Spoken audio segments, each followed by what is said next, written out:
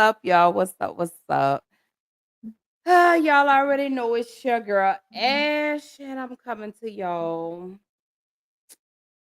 tonight.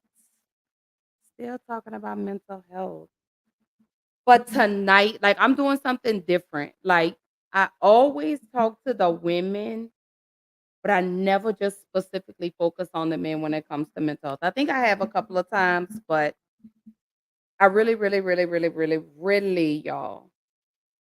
I really want to talk to the fellas tonight, especially my black men, because y'all are really truly suffering in silence. And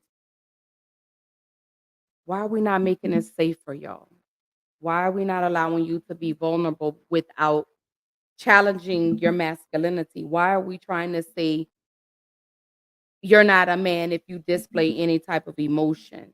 So I want to talk about that tonight. I mean, like I said, y'all already know I do mental health check-ins, not just because it's the month of May, but y'all know I do this every episode that I have. I always do my mental health check-in. I always have to do that because I want to make sure everyone is good. I want to make sure everyone is in a healthy space, not only physically but mentally. Because again, y'all already know my story, but as a person that does suffer from mental illness, it's hard when you don't have anybody to talk to, when you feel like you don't have anybody to talk to, or when you feel like no one understands you. So y'all already know, again, welcome to another episode of Black Girl Interrupted. Tonight, I am talking about black men and depression, black men and mental health. Like, I want to address that. Like, I really want to keep this on the forefront because, again, I know a lot of men don't feel like they're safe. But what can we do? Not just as women, but as a community to help black men be able to be vulnerable and feel safe without their masculinity being challenged. But y'all already know before I even jump into the topic for the night, y'all already know that I always play something beautiful, I always play something powerful, uplifting. I always do that. So again, I'm doing my mental health check-in. Again, tonight we are still talking about Mental Health Awareness Month. Yes, it is May the 30th, but mental health conversations don't just end when May ends. So y'all hold tight. Again, y'all know I always play something powerful, uplifting before I jump into tonight's topic. So here we go. If you can take it, you can make it. If you can just keep believing when nothing in you is working, when all your external forces have given way, if you can just manage to somehow keep hoping, you have a chance. You just can't become hopeless. If you can just keep hope alive, you can make it. Because if you keep hoping, it is really faith. You just got to transpose it into I hope this happened to I believe this can happen. Life is like a grindstone. It can polish you or it can pulverize you, depending on how you position yourself. There's one side of pain that's the suffering and the discomfort side of pain. But then there's another side of pain that's called effort. It's called glory. It's called if you can find a way to push through pain, there's something greater on the other side of it. Every time you find yourself saying that you can't do something, putting yourself down, being negative about you and the possibilities for you, you've got to literally catch yourself. And you've got to affirm to yourself, hey, no, I can make it. There's some way this can happen for me. You've got to remind yourself that you've got powers within you, talents within you that you haven't even reached for yet. That once you give yourself an opportunity to try and to experiment with your life, to stretch, you'll find out you can do more than you could ever begin to imagine. I'm challenging you to change the way you talk to you. Cover your head, cover your thoughts, cover your imaginations, cover the words that are coming into your mind, cover what you're saying to yourself. What you are saying to yourself determines whether you win or lose. What you say to yourself has all the world to do with how far you can go. not what you're going through, not what's happening in your life, not what's going on in your home, not what's happening in your finances. The blessing is on you. Don't give up on who you are because of how things are turning out, because the blessing is on who you are. You've got to say yes. Yes to my dreams. Yes to me. Yes, I can. Doesn't matter how many failures I've made. Doesn't matter how many mistakes I've endured. Doesn't matter about what I've done. I can make it. There's going to be blessings.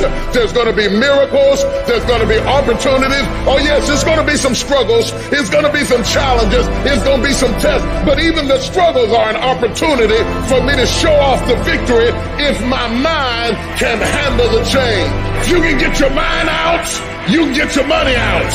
You can get your family out. You can get your job out. You can get your career out. You can get your health out. You can get your prosperity out. If you can get your mind out, no devil in hell, no weapon formed against you, no enemy that hates you can stop you from being free. Grab yourself by the hand and say, we're coming out of there. I know what it is to walk the floor and you don't know how you're going to make it. When people no longer believe in you. And you got to say to yourself, when you fail again and again, they tell you no. Sometimes with tears in your eyes, it's possible. When life knocks you down, sometimes you have to take 2 steps backwards to go forward. When life staggers you, the thing that'll get you up on your knees, get you standing in the center of the ring and keep on fighting is, it's possible. If I just stand long enough, I can pull this off. I can do it. I'm putting it out here. I'm not going to rest until I have it. It's necessary. I'm going to do it. It's on me. No one's going to make it happen for me. I'll get some help and assistance, but I know that it's on me. Will it be easy? No, it's going to be harder, but it doesn't matter what it costs. Because whatever you have to do, it's worth it because it's your life's purpose. And once you know that, it is done.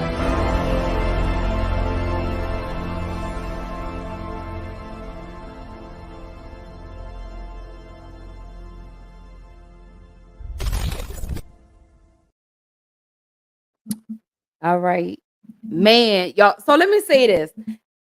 Every time I watch that video, and I have multiple videos, y'all, that I'm gonna start playing at the beginning of every episode. But that one there, like, just really does something to me. Like, it lets me know that regardless of everything that I go through in life, regardless of where I've been in life, I still can get up and still keep going. So I challenge everyone, regardless of where you are in life, it's never too late to change. It's never, ever, ever too late to change. People just have to meet you where you are. You get what I'm saying? People have to stop trying to hold you accountable for where you used to live at and need to address you where you live at today. So again, y'all already know I'm doing my mental health check-in. Y'all drop in the comments. Let your girl know how you feeling. I promise tonight. Well, let me say this. I promise I'm not gonna get emotional. I'm gonna try not to get emotional tonight. Let me say that. I'm gonna try not to get emotional tonight.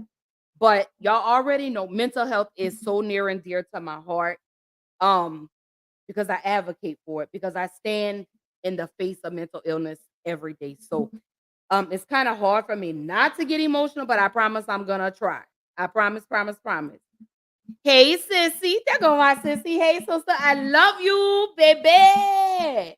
Oh, I love you, and I'm so happy to see you. But again, y'all drop in the comments. Let me know how you feeling. Again, this is Mental Health Awareness Month. And again, y'all already know with me, mental health does not stop. When May ends, mental health is an everyday thing for me. Every episode, every conversation, I always engage and I always, I want to know how you are mentally. I want to know, where are you mentally? Are you a 1? Are you a 5? Are you at a 10? I want to know these things because I want to know what I can do as a person and as a person that stands in the midst of mental health. What can I do to help you overcome those obstacles that you encounter? That's what I want to do.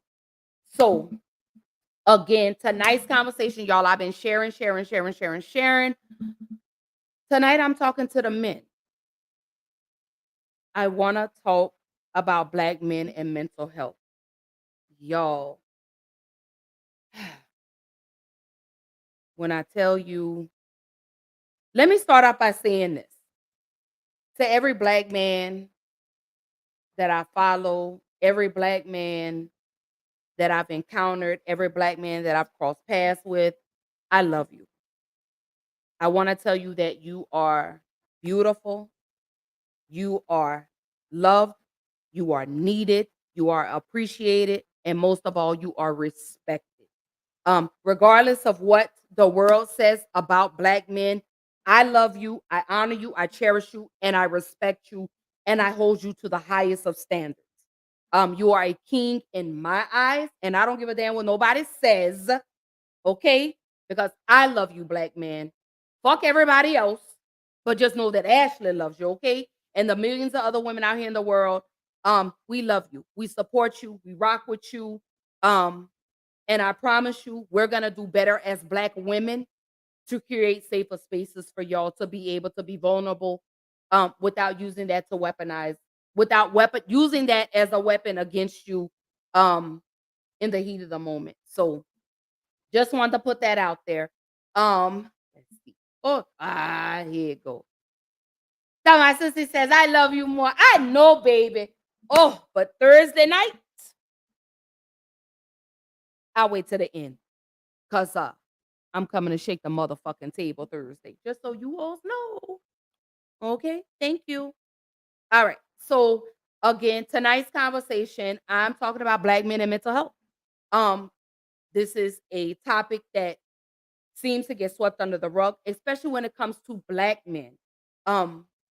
And men of color. Let me say that. Let me correct myself. When it comes to men of color, men are not allowed to be vulnerable. Their masculinity is always challenged whenever a man displays any type of emotion, and I think that shit needs to stop. If we can open doors and make safe spaces for women, we need to reciprocate that for men because men are suffering in silence as well. Men hurt just like we do, but we don't allow them to express their emotions because we tell them that that's not what men do. That men are supposed to be strong. Y'all are supposed to suck it up. Y'all are supposed to carry it. And that's not true. A lot of y'all don't realize that the suicide rate has increased amongst Black men and Latino men. The suicide rate. And that's because men are suffering in silence. There's a stigma that surrounds mental health. Don't go to therapy. How can someone that doesn't live your life tell you how to fix it? When I hear people say that, you need help. You need to go lay across somebody's couch. You need some type of therapy because everyone needs help. Whether it's big, small, or in between or indifferent, stop telling people what they don't need because you don't know. Hell, a lot of y'all are still trying to figure out which way is right and which way is left. But you're trying to tell somebody about their mental and about how they feel and how they're supposed to feel. Stop it. And I'm gonna continue to say that. Stop telling people how they're supposed to feel. Stop telling people how they're supposed to feel in certain situations. If you are sad and you feel like you want to cry, cry. If you're mad and you want to be angry, be angry. That's human. You're human. And those are your emotions. It's just being able to channel those in a healthy manner is what we're working toward. So, I promise y'all, I promise I'm gonna keep my fingers crossed. I promise I'm gonna try not to get emotional tonight because I really had a conversation with my son on Sunday with regards to this. And I asked him, what have I done that has affected your mental? And pretty much my son basically said, I robbed him of having a mother.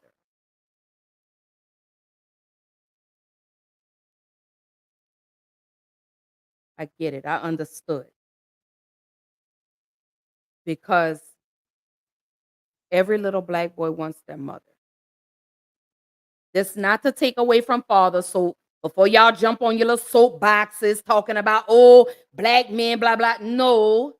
Right now, I'm talking about a conversation that I had with my son and what I did to him that affected his mental, because this is going to go into tonight's conversation addressing Black men and mental health. Okay? So before, again, let me say this before you jump on your little soapbox and say, oh, men do the same. Right now, I'm talking about a conversation I had with my son. Okay? Because this is where it starts. Trauma starts at home. And we have to address that. And moms, we've created a lot of trauma in our sons. Whether y'all want to admit it or not, we have. Some of y'all not ready for this accountability conversation, but guess what? I'm shaking a motherfucking table today because guess what? You need to eat some of this. Okay? Now, back to what I was saying. So like I said, I was having a conversation with my son, and mentally, my son was robbed from having his mom. Yeah, I was there physically, but I wasn't there. So when we go into Black men and mental health, I'm not saying fathers don't play a part in this, but it's something about moms. So let me play this clip for y'all. And this is actually going to take me into what causes mental illness in the Black man. So hold tight for this clip, and we going to keep the conversation rolling. I have only known this young man 24 hours, and there's no way in the world, just reading his space, that I know he's gonna allow a man to abuse a woman in his presence.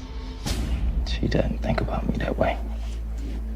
She doesn't. Well, Because I then just you saw don't him need to playing be basketball and going on dates so together. what? And Mind your business. You say that you don't see the man that your son is. So I'm asking you, since this is not a demonstration of a man, you need to tell me what man you're using to measure him with.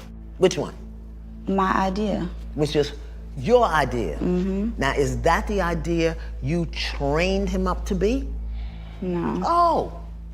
So how in the blazing bejesus are you holding him accountable to a standard that you didn't teach him, his father didn't give him, he don't even know what it is, and yet as his mother, you sit in his face and tell him you don't respect him as a man? Tell me how that works. Help me. Like I said, it was events. It wasn't just. I'm talking And about it's one also thing. how he treats me. Yeah, but I'm doesn't talking. respect me Hello. as a mom, and so- You see, you are a provocative victim. You provoke stuff, and then when you start being held accountable for it, then you start twisting and turning and making the other person wrong. Look at me, Ma. Look at me. Look at me. You just sat here and told your son, who ain't got a needle in his arm, who I'm assuming pays his own rent. He's married to a registered nurse. He's got 3 baby boys. And you just sat here in his face and said, I don't respect him as a man. And you don't think to consider what that does to his heart, to his soul, to his spirit. I'm sure that's hurtful. And you okay with that? And it's hurtful for the things that he says to But there me. you go, you're doing it. You're doing it right now. You're doing it right now. Because it's I'm like- holding you accountable and you spinning your web. I You're can't trying to say get away. nothing when it You're comes trying to to get away. Justin. Tell me, just here's the question. Just answer it. We'll get back to that other Okay, stuff later. Tell me. Forgive me. I respect him. He's a wonderful man. Do you understand that your mouth, your voice, your words are connected to the coils in his heart, to the valves in his heart? He can't help but love you. And every time you dishonor that love, you chip a piece of it, chip a piece of it. This is why in our culture as Black people, when the boys turn a certain age, the men come and get him and take him away from the mother because she can emotionally manipulate him. But since we don't live in our culture no more, we say what we want to say, do what we want to say. We tear our men down and then wonder why they don't make good husbands and fathers. Mothers destroy sons. His mother can speak to him in certain ways that destroy him in ways that can never be repaired.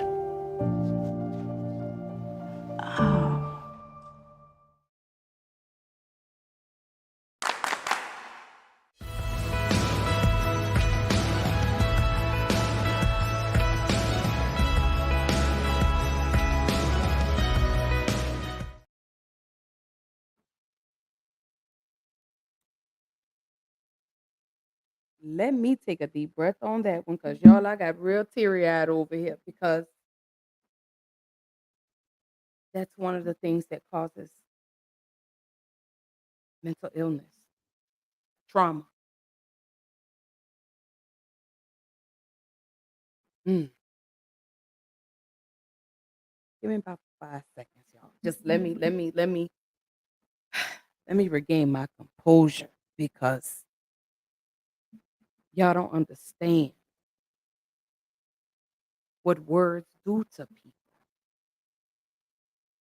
especially a mother to a son. Again, before you hop on your soapbox, I'm not saying fathers don't do this to their sons, but right now I'm talking to moms. Okay? So before you jump all in the comments and say, oh, but I'm addressing mothers right now, okay? Because that's where it starts. A lot of y'all run from that and say, oh, moms don't do as much damage as dads. It doesn't matter. Damage is done. But back to what I was saying. How hurtful do you think it is for a mother, a woman to tell a man, you ain't shit. You're not a man. You're sorry. You're this, you're that. This messes with a person's mental. To hear that every day. To be told, you just like your sorry daddy.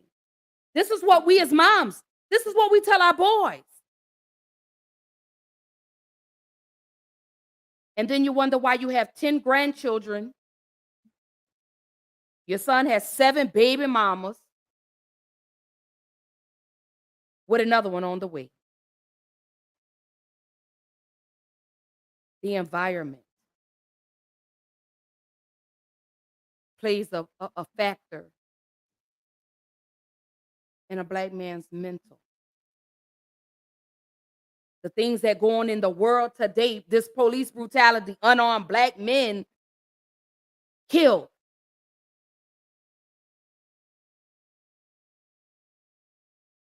But it also starts at home.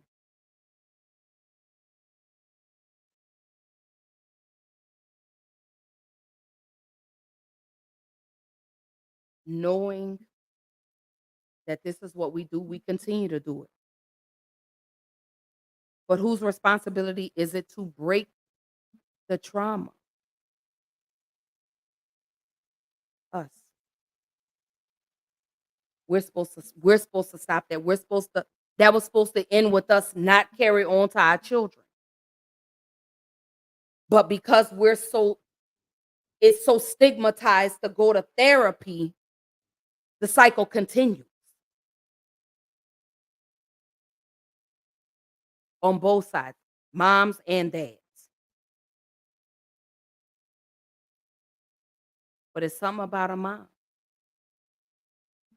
that devastates a son the most.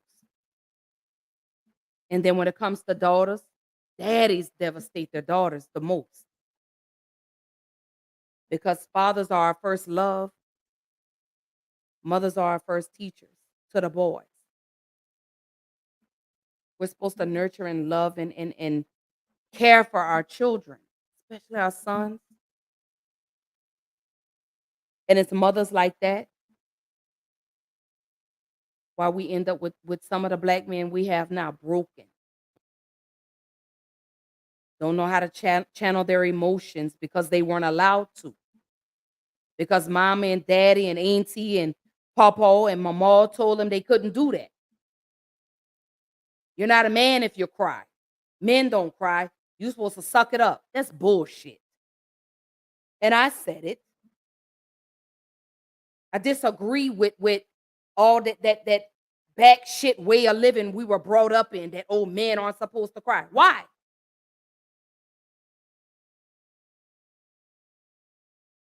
So they're just supposed to hold it in. So when they're sad, they're not supposed to cry. They're not supposed to display any type of emotion. But it's okay for women to do it. It's acceptable. It's acceptable for women when we're angry that we could throw temper tantrums, we could throw shit, we could tear stuff up, but it's not acceptable for men. Why? Who made that shit up anyway? I don't understand that logic of men aren't supposed to cry.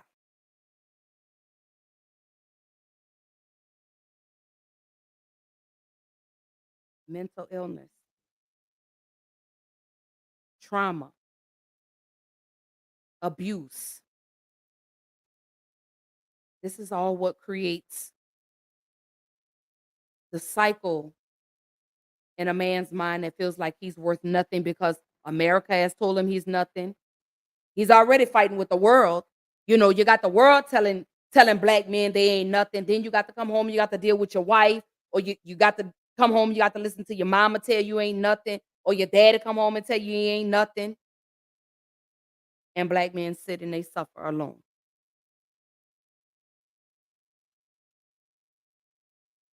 Because of the stigma. They tell black men, oh, ain't nothing wrong with you. You're strong. And they're hurting. They're hurting. They're committing suicide at higher rates than whites and Asians. Yeah.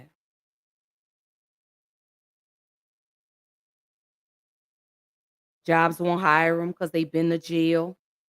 You got black men out here really trying to change their lives and can't. They're continuously having doors slammed in their faces and being told they're not good enough. And then have to come home and listen to their woman tell them that they're not good enough.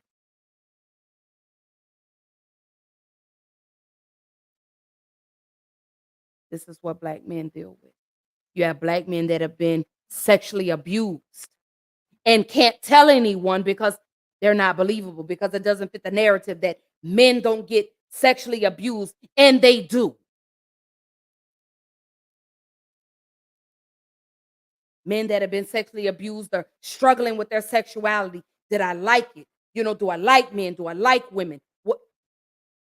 But can't talk to anybody. Because society tells them that they can't. Jules says a sad truth is that they understand, but some just don't care. Yeah, you're right, sis. And then, too, in that same token, they've also been conditioned to hold all that shit in, too. Because they've seen their dads do the exact same thing. Or they've seen this in their homes. The dads, you know, being physically abusive to the moms or verbally abusive to the moms, or the dads or moms being verbally or physically abusive to them. So they normalize this. And so when they have children, they do this to their children. It's a cycle. A cycle. It's like a hamster wheel that just goes and spins and spins and spins, but no one's ready to get off. And then the lack of the resources.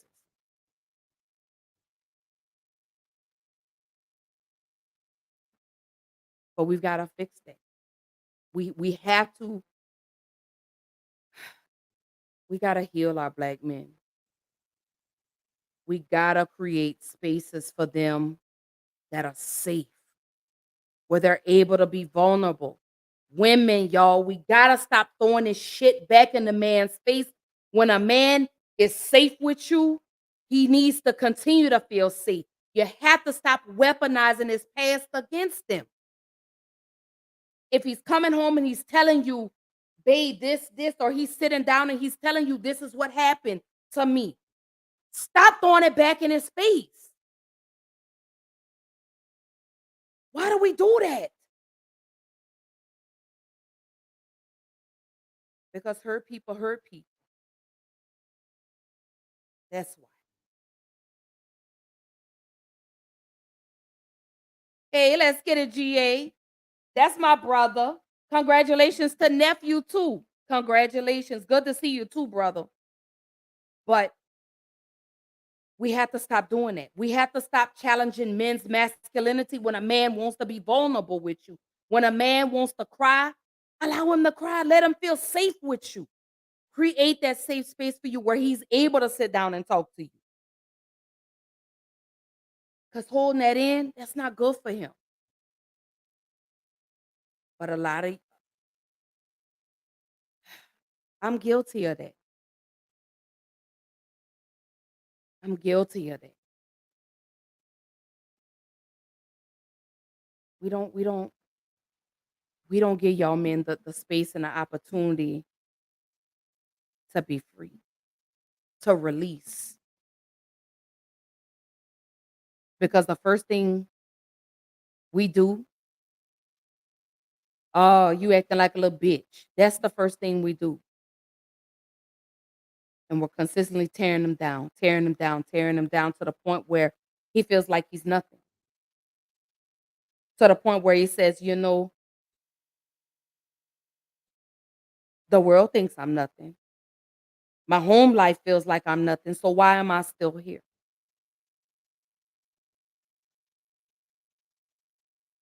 Then again, unresolved trauma that men don't want to go get help for because they're afraid. And then, like Jules says, you have some that just don't care.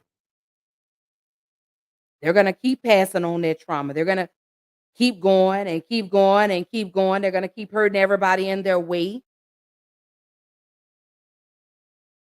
And that doesn't help either.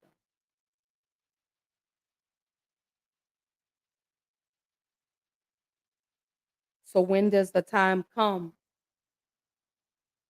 where men can really address their issues? When? I'm seeing this far too often, y'all. I got on TikTok the other day. Man unalived himself. Left a letter. Said he felt like the only way out was to take his life. He felt like he had failed as a father. He felt like he had failed as a husband. He felt like he had failed as a son. This is what we hear every day. Every time we hear a black man unaliving himself, then you have men that are misdiagnosed or or not diagnosed properly. Men out here suffering from PTSD, that are bipolar, men that are schizophrenic, men that are manic depressants.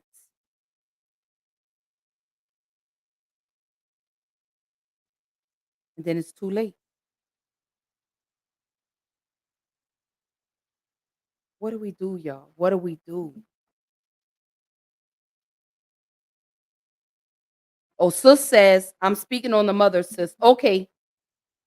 So back to her comment. She's referring to mom, to the mother. She says, sad truth is moms understand, but they just don't care. And they don't, let me double back real quick, sis, and then I'm gonna go forward. But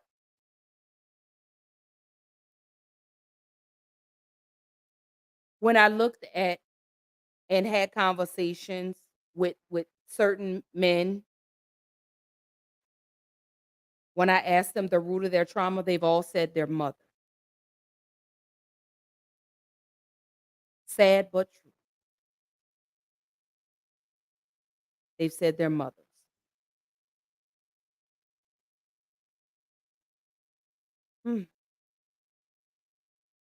Because we're the nurturers.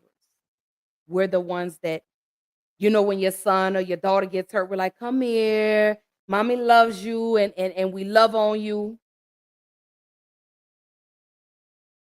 Yeah. They say mom. Again, I'm not saying dads don't play a role in this because they do. It's imperative, for fathers to be active in their sons' lives. It's imperative for them to be there. Show them, teach them, instill in them. Stop telling them men don't cry or men aren't supposed to cry. Stop telling them, oh, you're not a man till you do this. Stop telling them that. Stop doing that because that really does mess with a person's mental. I want to even go as far as I remember, y'all remember when Lil Boosie um had paid the strippers to have sex with his son and his nephew? That's gonna do something to his mental, to their mental. Whether you see it or not, because I know back in the day, again, that was celebrated. Men don't become men until they get their little first piece of a cooter cat. But you expose your child to a sexual predator. All because you don't want him to be gay. But what about the men that like both? That's a whole nother conversation. But so, brothers, let's get it. GA says, I'm not saying you, sis, or anyone in the chat, but I'm going to keep it a buck. Men are never heard. Our feelings never matter. We've been conditioned to be tough, be strong, and it comes off as weak. Right.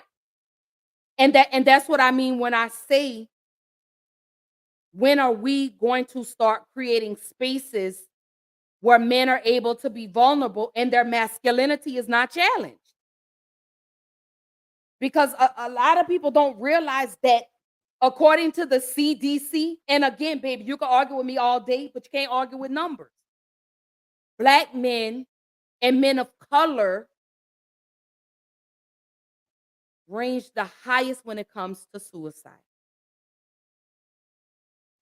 And if you don't believe me, y'all already know what I do.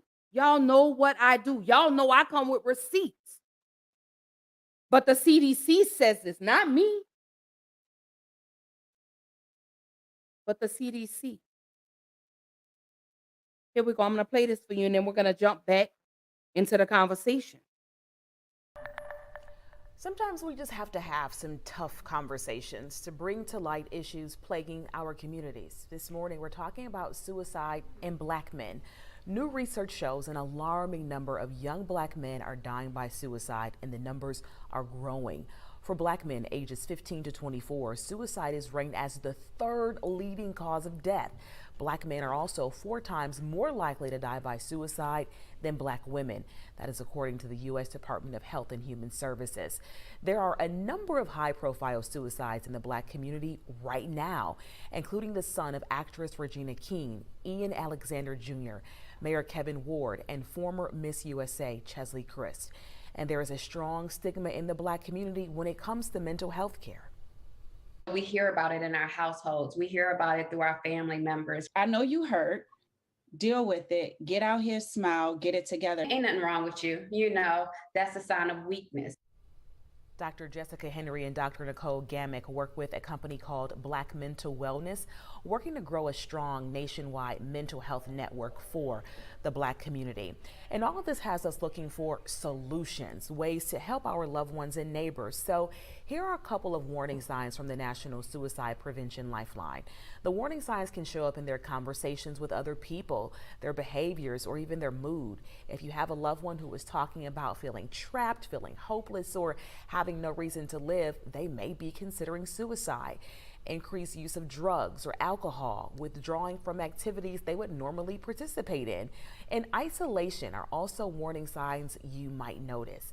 If you or someone you know needs help, please call the National Suicide Prevention Lifeline at that number you see right there on your screen. And this is not just a problem for adults. In the last 2 decades, Georgia saw at least 129 youth suicides. 36% of them were Black children.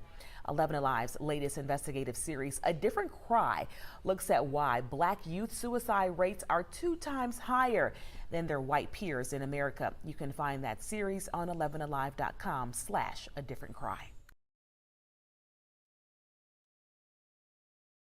Suicide,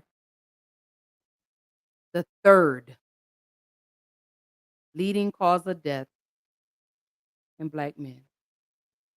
Third, and the numbers continue to increase.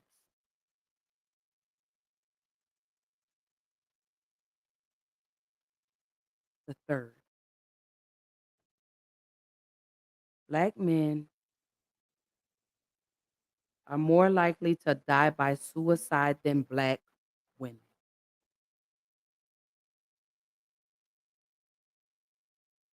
How does that make y'all feel? To know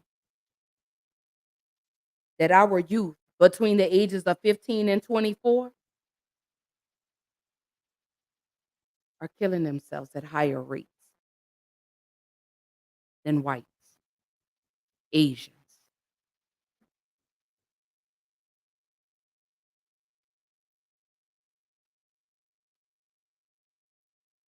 Unbelievable. Unbelievable.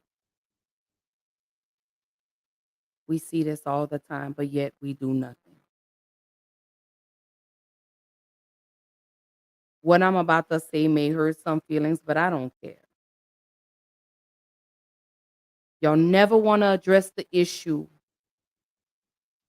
that's happening right inside your home, but let it be a celebrity that passes away. Now you're ready to have the conversation. Make the shit make sense to me.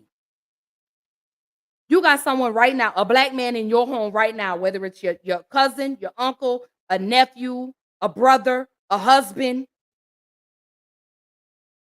that could be contemplating suicide, but yet you won't do anything about it. Because you tell them, oh, ain't nothing wrong with you. You all right. Pray it away.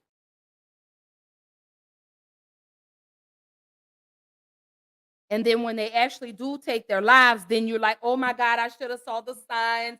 I should have known. You knew. But you didn't do anything.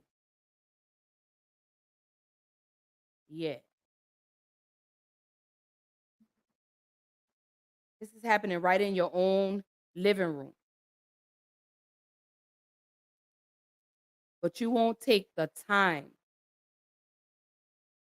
to create a space for that Black boy or Black man to be safe, to be vulnerable. Because you want to know what you're going to do? The moment you get upset with them, you're going to turn around and you're going to throw it right back in their face.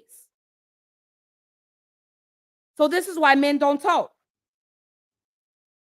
Because you told him that his feelings aren't valid.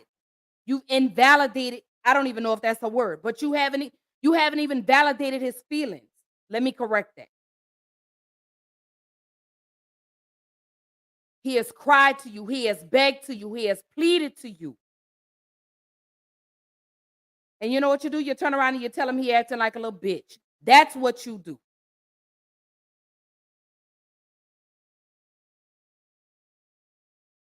A man's home should be his safe space, not his battleground. And I said it. See, a lot of y'all, let me say this. When I have these conversations and it comes to mental health, I'm very passionate about it. And I go hard like this for Black women, and I'm going to go even harder for Black men. Because a man should be able to seek comfort in his home and feel safe to sit down with his woman or his mother or his sister or whatever female he has close, and should be allowed to be safe, feel safe, and not told that he's weak. But we do this. As a society as a whole, this is what we do. Men tell other men this too. So let's wake that shit up. Because men do this to men, women do this to men, women do this to women, men do this to women. We do it all to each other. But when is the cycle going to end? When are we going to stop saying, when are we going to get off? Let me say this. When are we going to create safe spaces for men and for women, for us to be able to be safe and vulnerable when we're going through something? You get what I'm saying? How come men can't come to us when they tired of fighting in the world? Your home is supposed to be your safe space. Your home is supposed to be where you come home and you escape from everything, where you're able to sit down with your loved ones, your wife, girlfriend, baby mom, whatever the situation is, your homeboys, and you should be able to feel safe with expressing to them with how you feel.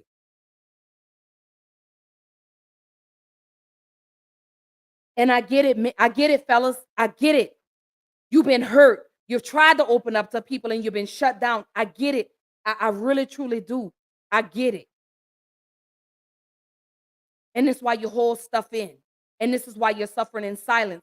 You don't want to go to therapy because you have this mentality that they ain't gonna do nothing but just throw this in my face anyway. They're not gonna ever understand what I'm going through. I understand. I get it.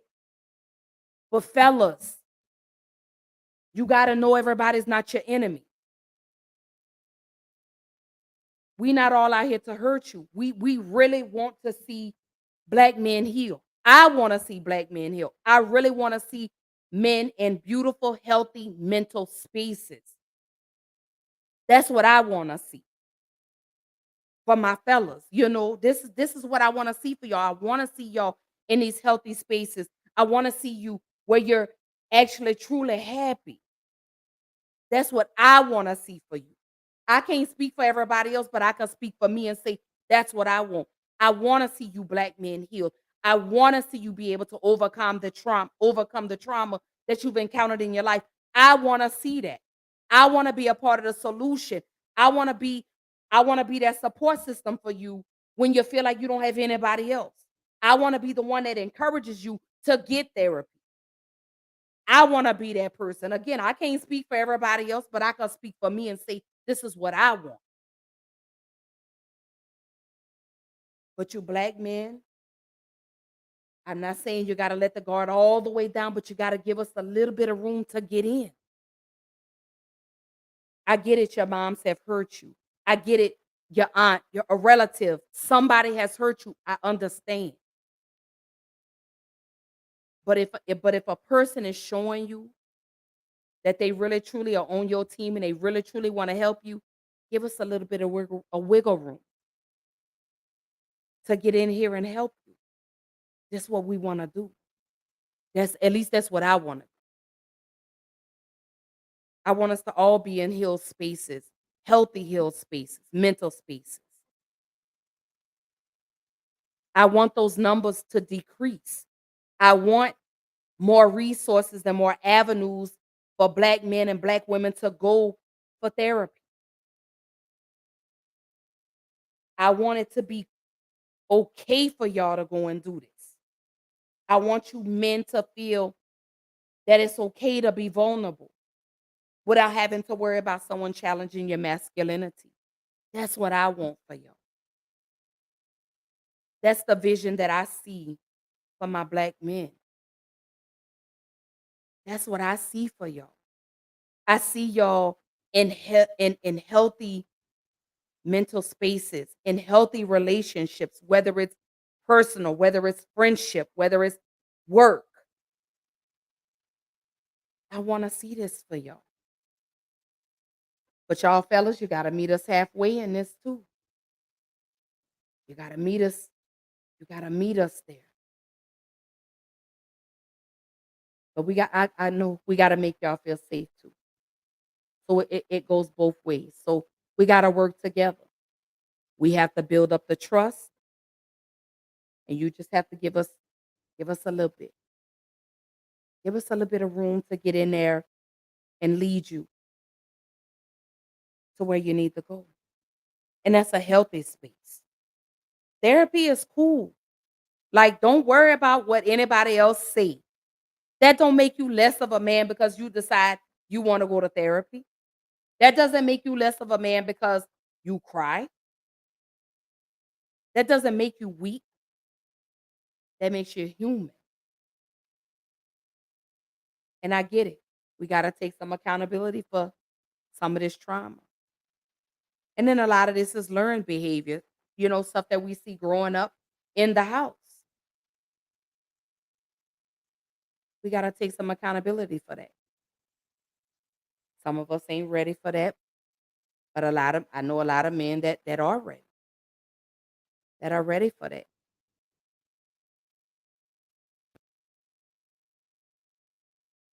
Hey, Junk Saint says therapy helps. Absolutely. But you have so many people out here, Junk Saint, that say, oh, you're wasting your time going to therapy. No. You need that. You need that person that will give you the tools on how to maneuver through your emotions and how to handle it, how to tackle that, how to address your issues, your trauma. That's what a therapist does. A psychiatrist, a psychologist, that's what they're there for. Because you already come with the foundation, they just help you build on what you already have. That's what they do. And I want to see my Black men, I want to see y'all in healthy spaces. I want to see your mental right. I want to see you loving yourself right and seeing a circle of people around you that really genuinely love you and are pouring into you. I want to see that. And the only way to see that is to address what you thought you suppressed. Don't drown it away in drugs. You can't, like what Solange say, you can't drink it away, you can't smoke it away, you can't sex it away. Because when you come through all of that, the problem still remains. So when it comes to mental health in a Black man, I don't want you to ever feel that your masculinity is ever being challenged. Because mental health, and I said this, y'all, mental health, let me post this. Wait, let me show y'all. Because mental health struggles are masculine. Despite what everyone has to say, because we hear it all the time. They are masculine. And you see, hence, I enhanced men. Mental health struggles are masculine. They are. If you sad, baby, be sad. You're hurting, cry. You're angry, be angry. Don't make you less of a man because you cry. I know a lot of grown men that cry. Hell, you're human. That's what you are. So y'all know Atlanta is like one of my favorite shows, right? Even though it's gone, the series ended. There was one particular episode in the final season, y'all, that just, it touched me. Because this is exactly what men deal with. So let me play this clip for y'all, and then I want to jump back into the conversation of Black men and mental health. You were hurt by someone you trusted. Yeah. Like the family member who abused you. Yeah. Which made you feel powerless again.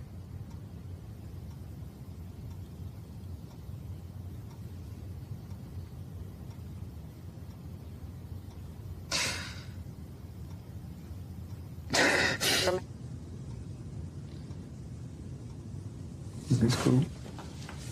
She released this.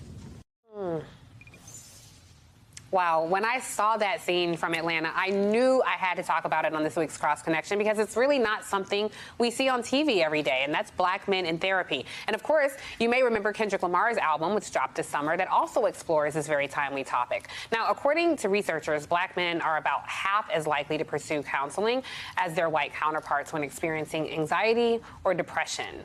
Well, the first step in breaking that stigma is to talk about it. And so here with me is Dr. Michael A. Lindsay. He's Dean of the NYU Silver School of Social Work. And back with us is Dr. Jason Johnson. Mike, I want to start with you. Dr. Mike, my Morehouse man on set with me. Great to have you here with me on set, seriously. And I just, I've noticed that this conversation around therapy and Black men is becoming normalized, but maybe not normalized to the extent which it needs to be. Why do you think that's happening now? Well, I think the pandemic has certainly had an impact on how people are being in touch with their emotions and their psychology, if you will. People are being encouraged to talk about how the pandemic has impacted them. And I think it's a great thing because for so long, there's been so much stigma related to talking about these issues. And so, you know, the time is really perfect for us to be having these conversations because so many people are hurting as a result of what has transpired in the pandemic. Yeah, it's nice to see. Jason, I'm putting you on the spot a little bit, getting in your all up in your biz. But seriously, have you gone to therapy before? I have, and I actually really debated as to whether I was going to answer this question because it's not so much a fear of threatened masculinity. I just never wanted to really talk about it. But yes, I actually had a therapist. I was uncomfortable, frankly, and I felt like the world doesn't need to know. But you realize that having conversations with the other brothers in my life about their therapy journeys have been helpful. I was in therapy when I was in school because I thought, oh, maybe I'm just stressed. Graduate school when I was getting my doctorate. Because I thought, oh, maybe I'm just stressed. But it's like, oh, no, this is anxiety. I'm not sleeping. I'm not eating well. And it was a critical part of me moving forward. And I had the rare experience, and I'd love to hear what Dr. Lindsay thinks about this. I actually had a very good experience with a white therapist. Since then, I have never interacted with a white therapist, but I had a white male therapist who the first thing he said to me is, are you comfortable with talking to a white guy about this? Because I understand if you're not. So that's what built a really good relationship. That makes a really good point, though, because there does seem to be a necessity for cultural competency when talking to. So when we talk about black men in therapy, there's also a delta when it comes to black men therapists. That's right. So how can that be addressed? So what we know is that only about 4% of the mental health workforce are actually black. Wow. And so as a dean of a school of social work, the Silver School of Social Work, it's really important for me to bridge that divide by bringing more people of color, people from historically marginalized populations into the profession, showing them that, you know, you can do well if you come into the behavioral health workforce. And so, you know, to Jason's point, I think that so many people struggle with, I want to see a black therapist, I want to see someone that looks like me. And I often tell folks the most important thing is to see someone, right? And then work it out. Just like we have to go to various beauticians or barbers until we find the right fit. You know, sometimes we have to go through that process until we get the right one. But to go to someone is really, really critical.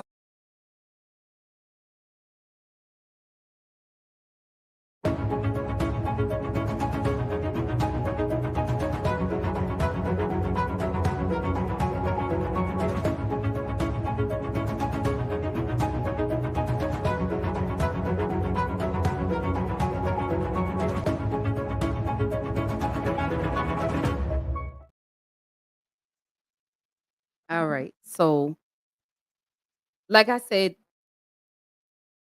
the final season of Atlanta was like so freaking amazing. It was awesome. The way it ended, I loved it because I love the fact that Childish Gambino, I'm so sorry. Let me rephrase that. Donald Glover, that was actually the first time, like they said, we had ever seen a black man on TV in therapy. You know. Hi, bae. I hope you're having a good night at work. I love you. I miss you too. Anyway, I gotta back to my conversation, bae. You know you be disrupting me, but I love you. Thank you for stopping in. I hope you're having a good night at work, though, for real. But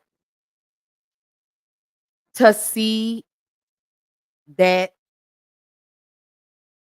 it gave me chill bumps because in that moment, the therapist allowed him to release. And he told him that it was cool. When Donald Glover broke down and started crying, there was no judgment in that moment. His therapist allowed him and told him it's cool. That it's okay. I want us to get to that point with black men. Let them know it's okay. That it's cool. That your masculinity is not challenged. It's not being challenged. Men need a space to release. Men need a space to feel safe. Men need to release that because that's a big weight for a person to carry all those years. You get what I'm saying? In in Donald Glover's situation, he was abused by a family member. We don't know what type of abuse, but we know he was abused. And that's a lot for a person to carry. And at some point that load gets heavier and heavier. Y'all hold up. Let me take a deep breath because I'm about to get real choked up and emotional. But that's a lot for a person to carry. And you have men that carry this and carry this and carry this to the point where it starts to weigh down on them. To the point where they're ready to end their lives because the weight becomes unbearable. Now they're smoking it away. They're drinking it away. They're sexing it away. They're doing reckless, they're participating in reckless types of behavior to numb the pain. But not knowing that that weight is still there. It may seem light right now, but it's still there. Mental health struggles are masculine. It's okay, fellas, at some point to lighten your load. At some point, it's okay to drop that dead weight. It's cool. That does not make you less of a man. And I want men to know and understand this. It's cool. You're still a man at the end of the day if you decide you want to resolve the unhealed parts of yourself. You cool. I still love you. I'm still going to respect you. I'm still going to treat you like the man that you are. If you decide and you say, you know what? I'm ready to heal. I'm still going to love and honor and respect you and hold you to the highest standards as a man. If you break down and you cry in front of me, hell, I may cry with you. But it's cool. I want you to know that I understand that. Y'all hold up. Remember I told y'all I said I was not going to get emotional. I'm really trying to work on trying to get through a show that I don't break down, but I want you men to know it's cool that I still look at you as a man. I'm still going to respect you as a man. If you decide and say, you know what? I want to go sit down and I want to talk to somebody. I'm still going to love, honor, cherish, and respect you. That doesn't make you less of a man. Your mental health struggles are masculine. I'm not going to emasculate you the way Jada Pinkett did her husband on the Red Table Talk. Anytime a man comes on my show and we having a conversation and he gets emotional, I'd be damned if I let anybody emasculate him in my safe space. Men is cool. You good with me.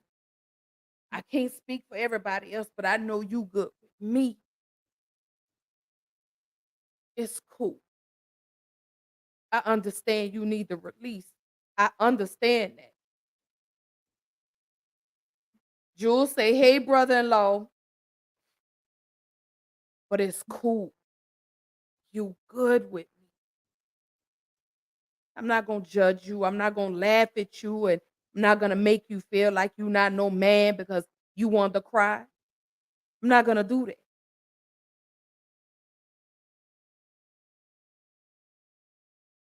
We got to work on that. I want you men to know if ain't nobody told you today, I love you.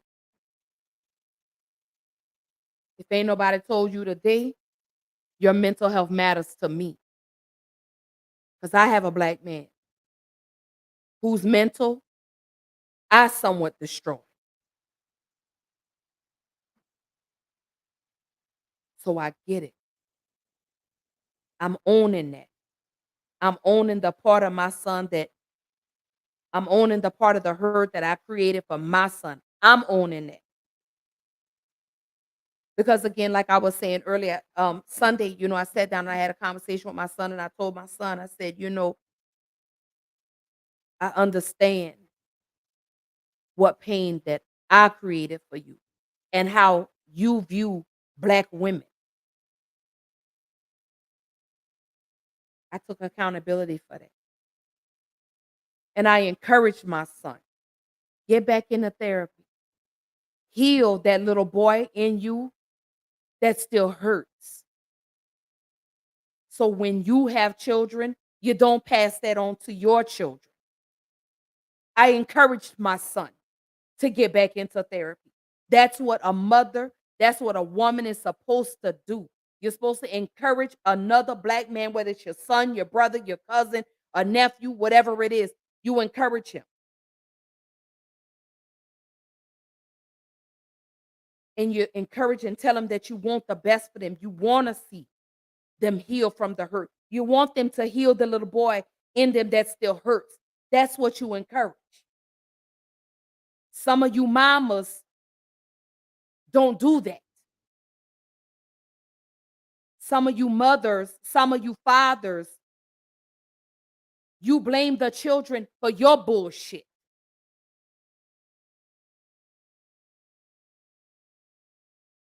Some of you mothers play the victim.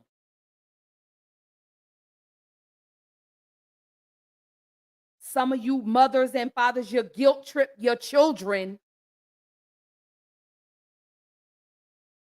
to accept the bullshit that you did. By telling them, oh, I did it for you. No, you did it for you.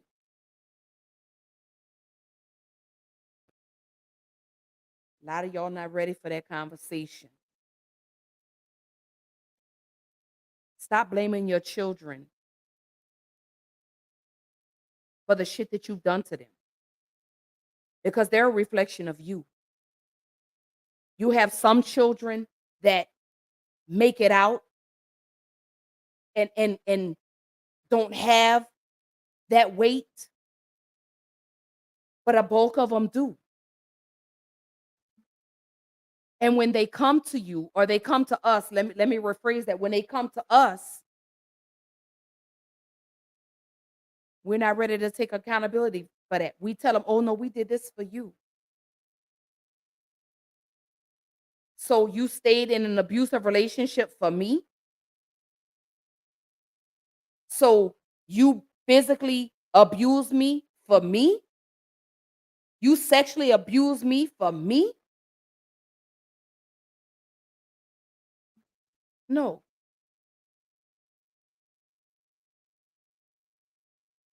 We have to stop victim blaming.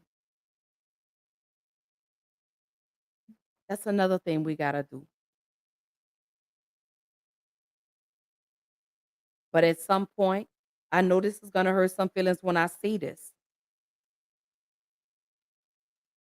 But sometimes we have to stop playing the victim too. Sometimes we got to put those crutches down and we have to learn how to walk on our own 2 feet.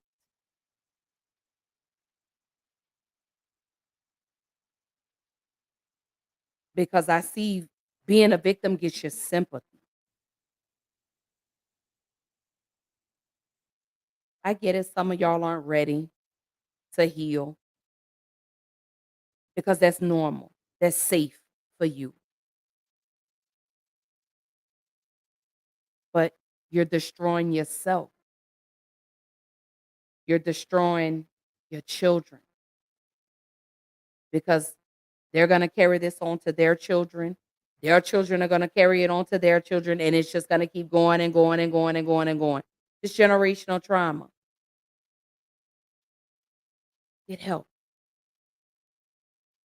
Heal those unhealed parts of yourself.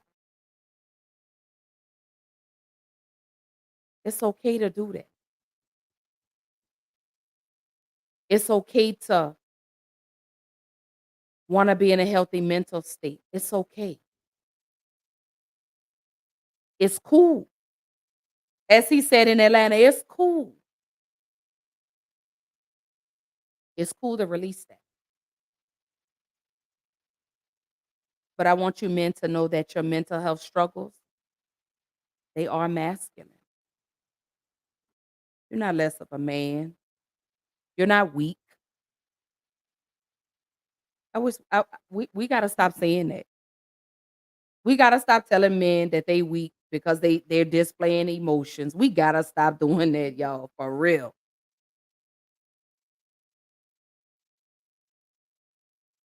But we also have to encourage at the same time.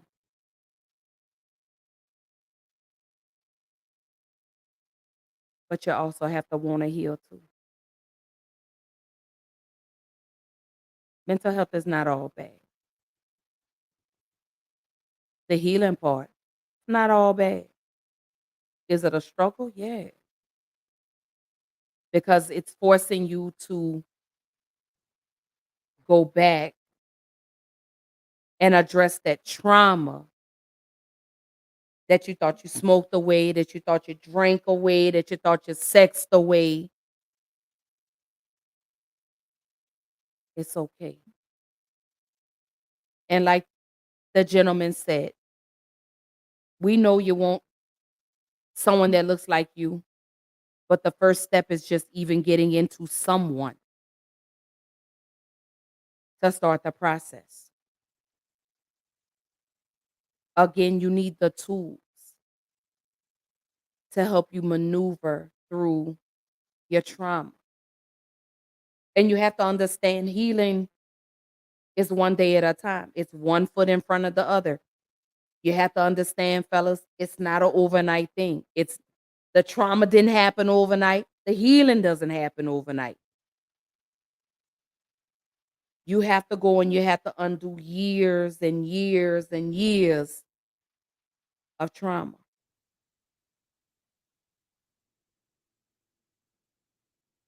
But your mental health matters. I can't stress that enough when I say Black men and mental health, it matters.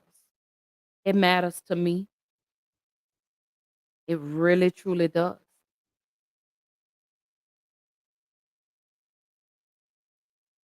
Black mental health matters. Your mental health struggles, they are masculine.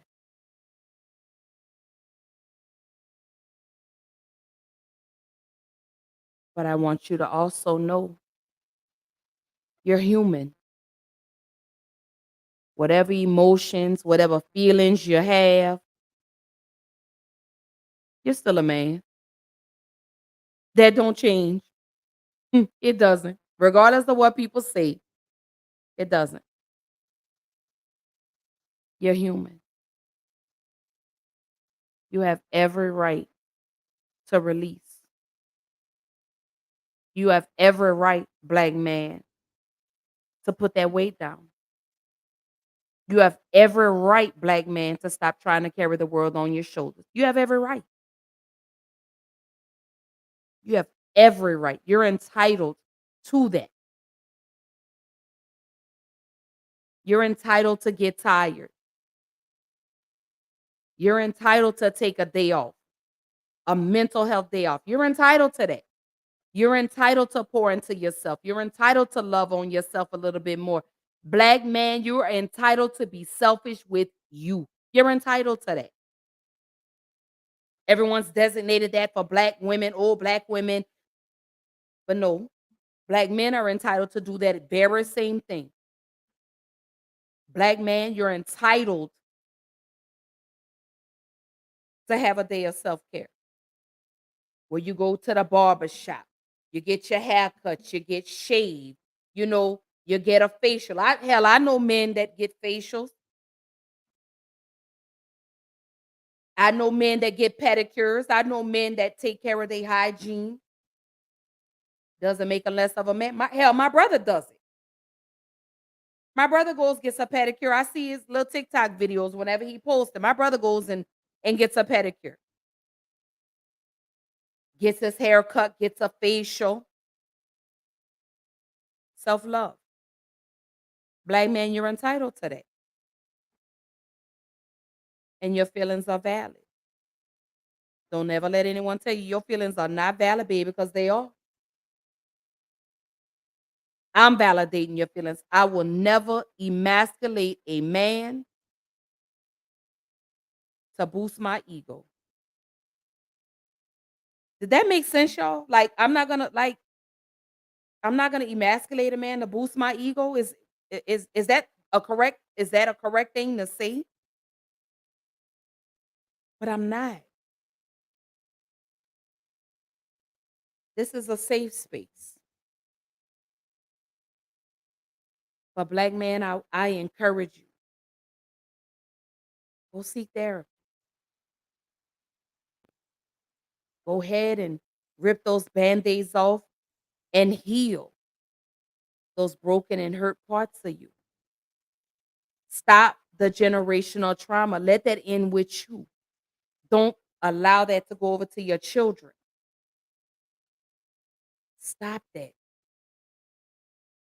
Let your children be the new generation of what a healthy mental space looks like. We have to stop sending these damaged men out into the world. We got to break that some kind of way. But we got to remove the stigma around mental health altogether. These conversations, y'all, we need to have. I love, scrolling through my timeline and I'm seeing these black men sitting together having these beautiful conversations. I love seeing the black men in the barbershop because that's their therapist sessions. We need more of that. But also include someone that's licensed as well.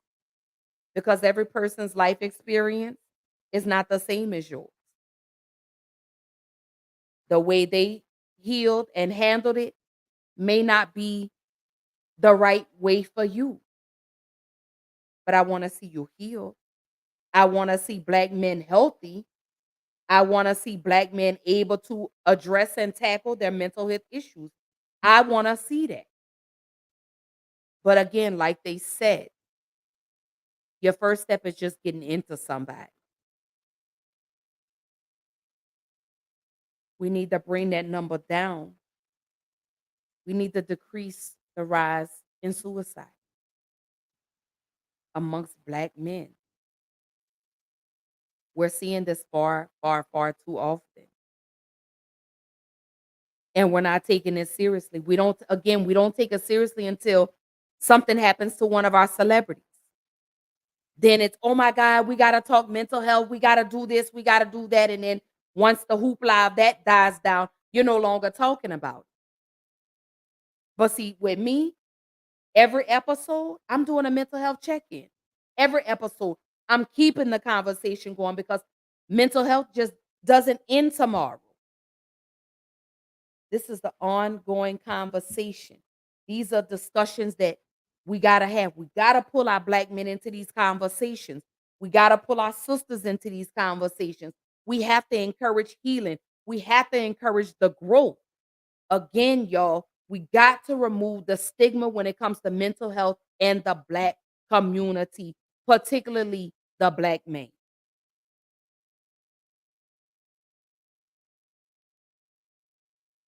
We have to encourage and show them that it's cool to go to therapy. It's cool. You good. We got to do better, y'all. We got to be there for our black men. We have to pour into our black men. And black men, you got to pour back into us, baby. It's the reciprocity for me. It is. Y'all, like, you just don't even know. Like, again, it's things like this when y'all are ready to have this conversation. Here we go. And Boss's death comes on the heels of new CDC data showing suicide rates have risen for Black and Hispanic men between 2000 and 2020. ABC News medical contributor Dr. Darian Sutton joins me live now to talk more about this. And we should note that this topic can be triggering for some. Dr. Sutton, thank you for coming on. What does this data released last month tell you? There's some concerning numbers, Diane. One of the reasons that we're seeing, or one of the things that we're seeing that's very concerning, is that the rates of death by suicide among Black men and other men of color has significantly increased, although the rate of diagnosis of mental health disease is statistically lower comparative to other groups. And I think the reasons behind this are simply a lack of diagnosis or an underdiagnosis, and reasons why we need to put more action and activity into helping others get the mental health treatment that they need. Is there any sense of what's contributing to this and what's contributing to the difference and the changes that we're seeing here? You know, while each and every personal case is different and nuanced, there are some factors that are shared within the community of color. For example, the lack of access to care, the social stressors and effects of systemic and structural racism, the lack of cultural competence and diversity within healthcare, and then most importantly, the stigma that comes with the diagnosis of a mental health disease. It can sometimes be life-altering, and it can affect people negatively in terms of their professional and personal life. So what happens when something like this happens to a public figure? You know, in the past decade, a number of well-known Black men reportedly died by suicide. So what kind of an impact does that have then on the communities that look up to them? I think first and foremost, awareness and understanding, as Matt said, sometimes you just simply never know. And it's more reason why we need to reach out to others around us and ask if they need help. Diane, there's often this common idea that if you ask someone if they have a sense of self-harm or thoughts of self-harm, that you might push them over the edge. But studies and research have shown that simply asking someone these important questions has been shown to significantly decrease the risk of death by suicide. So it's important to ask. You never know unless you do that. And Dr. Sutton, this is always so hard for the loved ones left behind. You know, sometimes people talk about warning signs in retrospect. Other times, family members say they had no idea their loved one was struggling. And in this case, we have no idea what was going on behind closed doors. But there he was dancing on Instagram, smiling just like we remembered him just the day before this happened. So if you have a loved one that maybe you're concerned for, maybe even not, are there warning signs that you can look out for? And what do you do if you see them and you suspect something might be wrong? Well, sometimes there's simply no way to predict this, but there are well-documented factors that can contribute to this. For example, significant life changes or significant social stressors, depression, of course, social isolation, substance use. These are specific signs that we know to be a strong contributor to death by suicide. So if you notice any of these signs or symptoms, of course, first and foremost, seek out help from the primary care health, at least from a screening. Of course, dial 988 if you feel like you have any concern for self-harm or suspect that someone might have those feelings. And then the emergency room. As an emergency physician, people don't realize I take care of medical emergencies, but also psychiatric emergencies falls in my clinical purview. And it's a completely normal reason to bring someone into the ER for. All right, great advice. Dr. Darian Sutton, we appreciate it as always. Thank you. Thank you. And as Dr. Sutton mentioned, if you are struggling with mental health issues, including thoughts of suicide, substance use, or emotional distress, do text or dial 988. Free help is available 24/7. And as Dr. Sutton said, you can always just go to the emergency room. Hi, everyone. George Stephanopoulos here. Thanks for checking out the ABC News YouTube channel. If you'd like to get more videos, show highlights, and watch live event coverage, click on the right over here to subscribe to our channel. And don't forget to download the ABC News app for breaking news alerts. Thanks for watching.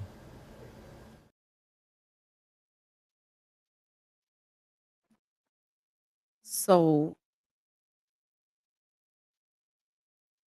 let me collectively get my thoughts together, because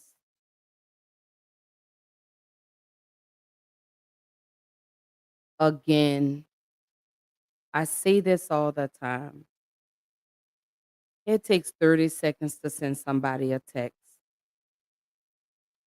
How you doing? I was thinking about you. I love you. I'm here if you need me.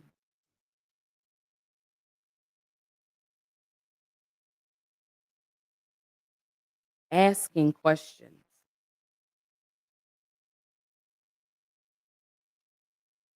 You could be saving someone's life.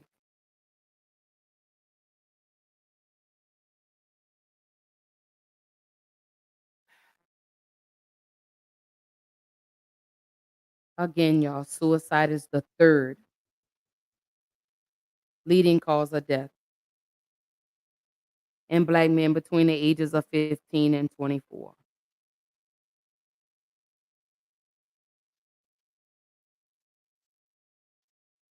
If you know anybody, get them some help, y'all. If you yourself are experiencing those dark, dark thoughts, those thoughts of ending your life, please go get help. Your life matters. You matter. Everything you do, it matters. But most importantly, Black man, you are loved.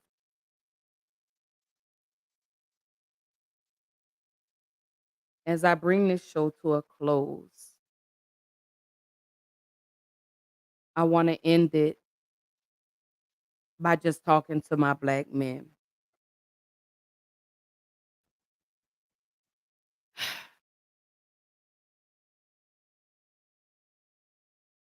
You don't know how much you mean to me. You don't know how much I appreciate you, how much I love you, how much I honor and respect you, Black man. You just don't even understand the depths. But I want to say this to you. You don't have to suffer in silence. You don't have to go through your healing journey alone.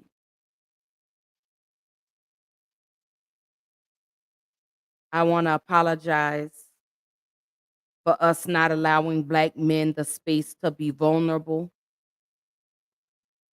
for us not allowing Black men to release, for us challenging Black men's masculinity when they want to be vulnerable. I want to apologize for that because we continuously do that. And we're continuously losing Black men to suicide. They're not being properly diagnosed. They're being misdiagnosed or underdiagnosed. They're dealing with systemic racism. Black men are dealing with politics. We're dealing with the disparities when it comes to healthcare. Because we know Black women have the highest maternal deaths than whites, Asians, and Latinos. That's a fact. Black men are dealing with being told they're not good enough or they'll never be anything other than a drug dealer. Black man, please know you are bigger than your environment, baby. Just because you were born there doesn't mean you have to stay there.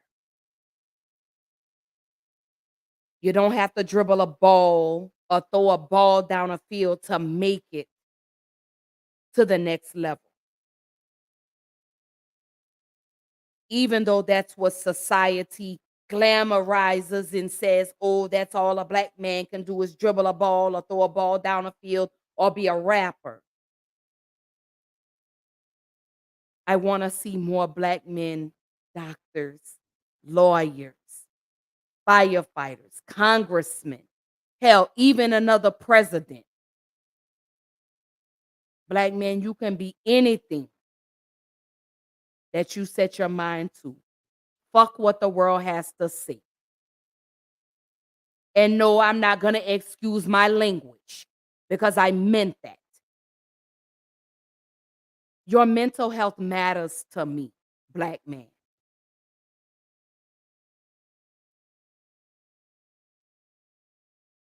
I love you, Black man. I'm sorry for whatever pain that we have inflicted on you, black men. I'm apologizing. Some of these black mothers feel like they ain't did shit to their sons, and you have. Some of you black fathers feel like you haven't done shit to your sons, but you have.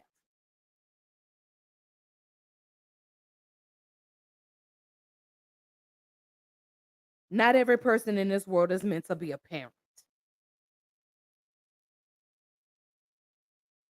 So if you have unhealed parts of yourself, don't bring another child, don't bring children into this world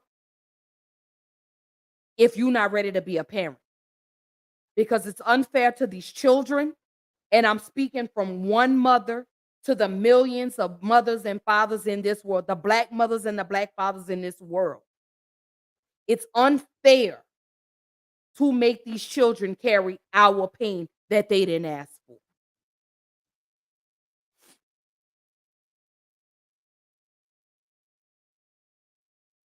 Let's get it. GA says we need a lot of women like you, Ash. Not used to hearing this from a black woman other than my mother. And that's sad. I think that's extremely disappointing. Call me a pick me or whatever the hell it is, this new little lingo y'all using in this day and age. But I'm going to keep pouring into my black men. I'm going to keep loving on my black man. I'm going to keep encouraging, uplifting, and empowering the black man to be the best that I know he can be. But black man, I need you to heal too. I need you to seek the therapy necessary to heal those broken parts of you.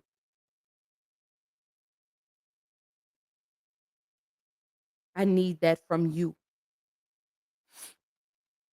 I need you, black men, to acknowledge that you need help and that you seek the help that's necessary for you to progress to the next level. That's what I need from you, black men. I need for y'all to step up. I need for y'all to be ready to address that trauma head on and say, you know what? I'm tired of carrying this weight. I'm tired of carrying the world on my shoulders. I'm ready to put this down. And I'm ready to walk light. That's what I'm saying to you, black man. And I'm telling you that with love, baby. I'm telling you this as this is love. I'm pouring into you. I'm encouraging you. I'm speaking to you. I'm speaking to that unhealed little boy. I'm speaking to that emotionalist black man. That's who I'm talking to. I'm willing to meet you where you are and walk the rest of the way with you. So again, I say, black man, you are loved, baby. I love you. Your mental health matters to me. I understand it's hard for you to trust, but allow me to walk with you on your journey to healing. Allow me to be with you as you take one Band-Aid off at a time. Because your mental health matters to me.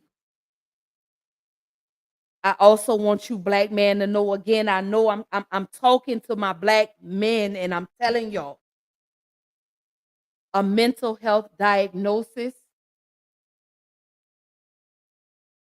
I know it's life altering. I know it is. But you can make it. Do not let that diagnosis define you.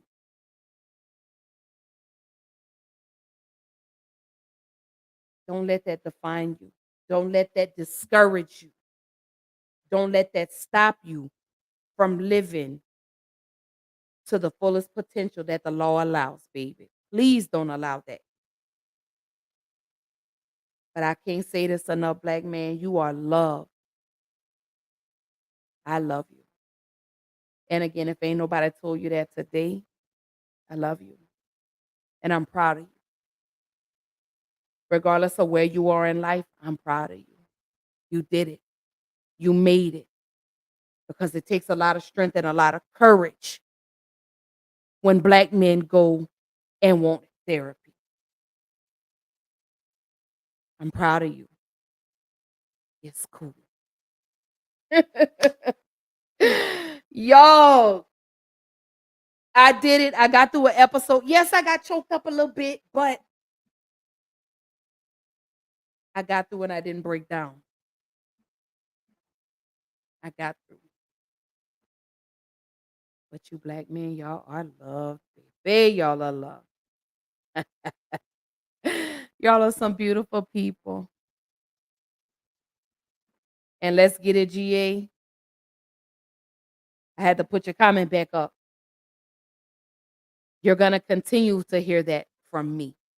And there are other women just like me that say the same thing about black men. We out here. We rare, baby. We're diamonds in the rough, but we're here. And I love you. And I encourage you. And I empower you and I uplift you to be the best that you can be. That's what I want for y'all. Be the best. Be the best you could be. And I'm proud of you for whatever you did today, whatever change you made today, I'm proud of you. And just know that it gets easier. It gets easier. If you fall, get back up. Don't lay there. It gets easier. The days do get brighter. Know you're going to experience, just know, you're going to experience some dark days, some rough patches. You're going to experience that, but know joy comes in the morning. It does. I love you. I love you. I love you. I love you. I love you. I love you too, brother. I do. And I'm proud of you. And again, you already know anytime you come on Black Girl Interrupted, you know this space is safe. You know there's never any judgment. Any man that comes through here. You want to be vulnerable. There's no judgment here, baby. None. Zero. Any man, again, and I'm going to say this again. Any man that comes on my show, and if you break down, ain't nobody going to disrespect you. Because you know I'm going to get them right on up out the door. You know that. I'm going to get them right on up out of here. Because this is my safe space. And baby, peace resides in this space, not no negativity. You know that. I think I really just kind of gave y'all my final thoughts. I think I really did. But if I didn't, mental health doesn't end tomorrow. Mental health is an everyday conversation. It's an everyday subject. But it's up to you to keep those conversations going and to be proactive. Because again, you could very well have someone under your roof that's suffering in silence. And it's up to us as a people, as a community, to check on one another, to make sure everyone is good. It's up to us to sit down and have a weekly conversation. I want to know where your mental is. How are you feeling today? How did you feel last week? What was different from last week than, to this week? It's up to us to do that. We got to remove the stigma that surrounds mental health.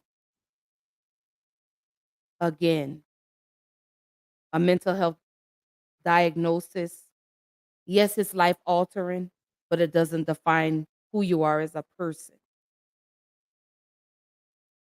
You could still go on to lead healthy, productive lives, whether it requires medication, whether you opt not to do medication, whether you can live a healthy, productive life. You can break the cycle. You can heal those unhealed parts of yourself. You could do that. And don't forget to include prayer. Pray. Give yourself a round of applause for every little step you make because the small ones count too. Celebrate those small victories. Praise God at all times, good, bad, high, low, or indifferent. Find something that you like to do when you feel yourself getting into those dark spaces. Challenge yourself. If you can't write, record it. Talk your thoughts out. If you go take a walk, draw, turn the music on. Just don't lay in it. Because if you're laying there too long, you're going to start to smell like it. Y'all know what I mean. But I love you. So, upcoming episodes for Black Girl Interrupted. All right, so we are rolling into June. Y'all know that's Juneteenth. Y'all know that is Father's Day. So for next month, we are going to be, I'm going to be bringing up some topics with regards to relationships.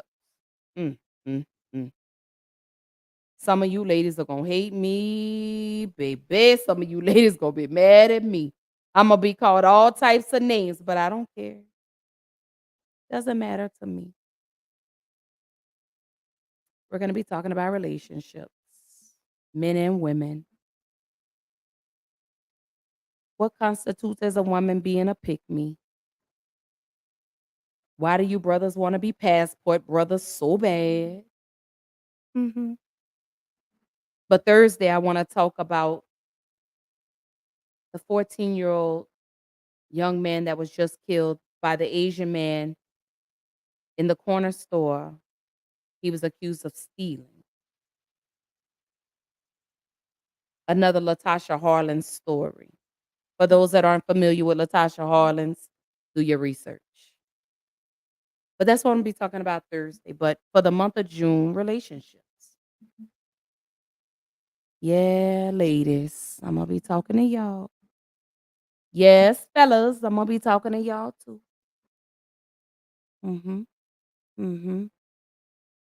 And any other topics that pop up in my head. Yep. That's what we're going to be talking about. Let's get it, GA says. Sis, you know I got to throw a side note at you. We're going to beat the brakes off the Aints this year. Love you, sis, again. Thank you again for the message. Absolutely. Oh, yeah. And when football season starts, I'll probably jump on and, just know the schedule will change once football season starts because, there will be Monday night games. There will be Sunday night games. There will be Thursday night games. Y'all know I typically go live on Thursday, so I may scale episodes back and do them on Tuesdays and Wednesdays. When football season starts. We're not worried about the Falcons, baby, because we are the best in the South. Thanks. Great. Anyway, but I'm glad, brother, that I could give you that message today. I'm really, truly happy that you were here to receive it. And any other Black man that goes back and watches the replays. But it was imperative. I wanted to let Black men know that your mental health does matter. And that, again, a mental health diagnosis does not define who you are as a person. It doesn't.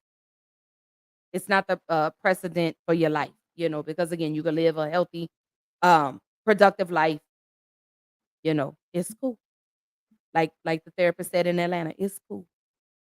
But yeah.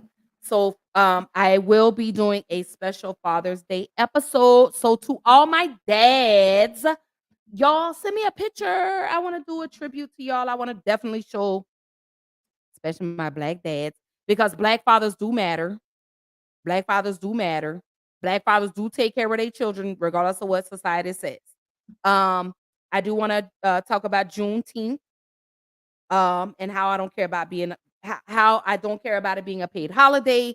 All I'm concerned is with blacks getting the anti-hate bill passed, but that's a whole other conversation. But yes, I will be talking about relationships. There will be a couple of episodes done on Saturdays because I am bringing some guests in.